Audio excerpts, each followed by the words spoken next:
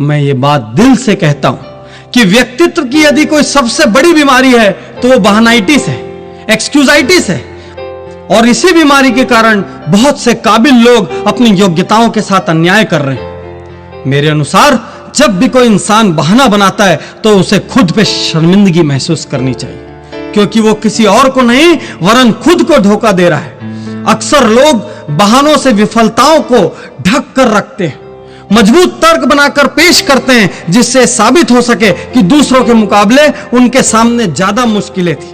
यदि वाकई में आप सपनों को पाना चाहते हैं, मंजिलों को छूना चाहते हैं, अपनी सपनों की दुनिया को हकीकत में बदलना चाहते हैं, तो आपको ये बहाने छोड़ने होंगे। क्या आपको भी लगता है कि आपकी दुनिया दूसरे लोगों की दुनिया से ज्यादा कठिन है? तो मैं अगले 10-15 लोगों के उदाहरण आपके सामने देना जा रहा हूं, जिनके बाद आपको यकीन हो जाएगा कि आपके सारे बहाने खोखले हैं और उनमें कोई दम नहीं है।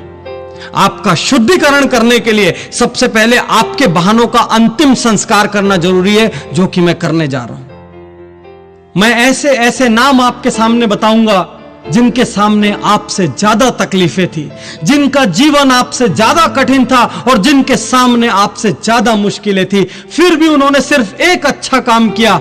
कोई बहाना बनाने की बजाय डटे रहे, जुटे रहे, लड़ते रहे, पूरी ताकत से, पूरी योग्यता से, बिना कोई बहाना बनाए। और इसीलिए वो आज शिखर में, और इसीलिए वो इतने महत्वपूर्ण है कि इस वक्त मैं उनके नाम की चर्चा कर रहा हूं। कुछ लोग एक बहाना बनाते हैं कि हमें उचित शिक्षा लेने का अवसर नहीं मिला। मित्रों, उचित शिक्षा लेने का अवसर फोर्ड मोटर्स के मालिक हेनरी फोर्ड को भी नहीं मिला था और रिलायंस इंडस्ट्रीज के चेयरमैन धीरू भाई अंबानी को भी नहीं मिला था। फिर भी इन लोगों ने अथाह और अपार सफलता अर्जित की। कुछ लोग कहते हैं बचपन में ही मेरे पिता का देहांत हो गया था, उसके बाद मैं लगातार घर संभालने की जिम्मेदारी में डट गया। मित्रों, प्रख्यात संगीतकार A.R. रहमान के पिता का भी देहांत बचपन में हो गया था। मेरे स्वयं के पिता का देहांत भी बचपन में हो गया था। लेकिन हम में से कोई भी इन बहानों का सहारा नहीं लेता। कुछ लोग यह भी बहाना बनाते हैं कि मैं अत्यंत गरीब घर में पैदा हुआ हूं, इसलिए मुझे मौके नहीं मिले। कैसी बात कर रहे हो आप? देश के अधिकांश सफल लोग गरीब घरों में ही पैदा हुए थे। किसी और का नाम न लें तो पूर्व राष्ट्रपति APJ अब्दुल कलाम इतने गरीब घर में पैदा हुए थे कि उनकी शिक्षा का खर्च भी दूसरे लोगों ने वहन किया था। कौन सा बहाना बनाएंगे आप? कौन सा बहाना बनाएंगे आप? मैं आपके सारे बहानों की सर्जरी कर दूंगा। कुछ लोग कहते हैं मैं बचपन से लगातार अस्वस्थ रहता था। अरे, ऑस्कर विजेता अभिनेत्री मर्ली मेटलिन भी बचपन से बहरी थी और अस्वस्थ थी। कुछ कहते हैं कि मैंने साइकिल पर घूमकर आधी जिंदगी गुजारी। तो आप सुन लीजिए कि निरमा के करसन भाई पटेल, जो आज करोड़पति हैं, अरबपति हैं, उन्होंने भी साइकिल पे निरमा बेचते हुए आधी जिंदगी गुजारी। कुछ लोग कहते हैं कि एक दुर्घटना में अपाहिज होने के बाद मेरी हिम्मत चली गई। तो आप जान लीजिए कि प्रख्यात नृत्यांगना सुधा चंद्रन के पैर भी नकली हैं। कुछ लोग कहते हैं कि बचपन से मेरी बुद्धि तेज नहीं थी। अरे, आप यह जान लो कि थॉमस एल्वा एडिसन को बचपन में उनकी स्कूल से मंद बुद्धि होने के कारण निकाल दिया गया था और उस मंद बुद्धि व्यक्ति ने 40 से ज्यादा आविष्कार किए। कुछ लोग कहते हैं कि मैं इतनी बार हार चुका हूं कि अब हिम्मत नहीं बची। अब्राहम लिंकन का उदाहरण याद करो। 15 बार चुनाव हारने के बाद वह व्यक्ति राष्ट्रपति बना और इतिहास में स्वर्णाक्षरों में अपना नाम अंकित कर दिया। कुछ लोग कहते हैं कि मुझे बचपन से परिवार की जिम्मेदारी उठानी पड़ी। स्वर साम्राज्ञी लता मंगेशकर को भी बचपन से परिवार की जिम्मेदारी उठानी पड़ी थी। यहां तक कि उन्होंने पहला गाना भी इसलिए गाया था क्योंकि उस दिन उनके घर में पैसों की सख्त जरूरत थी। कुछ लोग कहते हैं मेरी लंबाई बहुत कम है, तो देश के सुपरस्टार सचिन तेंदुलकर की भी लंबाई बहुत कम है। कुछ लोग कहते हैं मैं इंजीनियर बनना चाहता था, लेकिन परिस्थितियां ऐसी हो गई कि मुझे मेरे मन की राह नहीं मिली, मैं व्यापारी बन गया। डेल कार्नेगी का नाम आपने सुना होगा, जिन्होंने how to win friends and influence people जैसी बेस्ट सेलर किताब लिखी है। वो फुटबॉल खिलाड़ी बनना चाहते थे, लेकिन वो विश्व के सर्वाधिक लोकप्रिय और प्रख्यात लेखक बन गए। कौन सा बहाना बनाओगे आप? कैसा बहाना बनाओगे आप?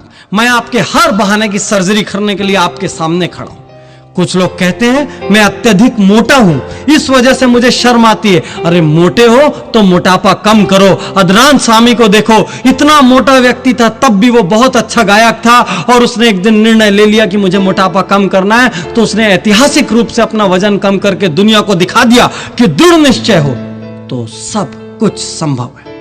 कुछ लोग कहते हैं मैं एक छोटी सी नौकरी करता हूं, क्या हो पाएगा।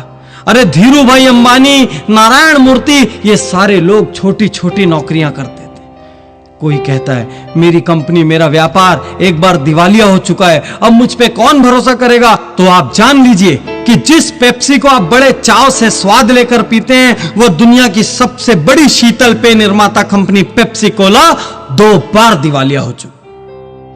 कुछ लोग कहते हैं मैं डिप्रेशन में जा चुका हूं, मेरा नर्वस ब्रेकडाउन हो चुका है।